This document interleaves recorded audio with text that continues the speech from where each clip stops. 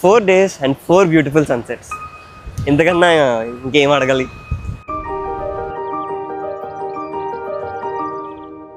Welcome to day 4 of my trip to Tamil Nadu. So నేను night Madurai నుంచి Kanyakumari start అయ్యి morning 4 o'clockకి Kanyakumari reach అయ్యా. సో అక్కడి నుంచి రూమ్ కూడా వెళ్ళకుండా డైరెక్ట్గా సన్ రైజ్ పాయింట్కి అయితే వచ్చేసా.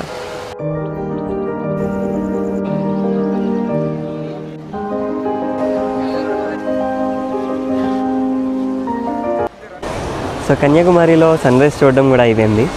ఇంకా ఇప్పుడు వెళ్ళి రూమ్ ఎత్తుక్కోవాలి.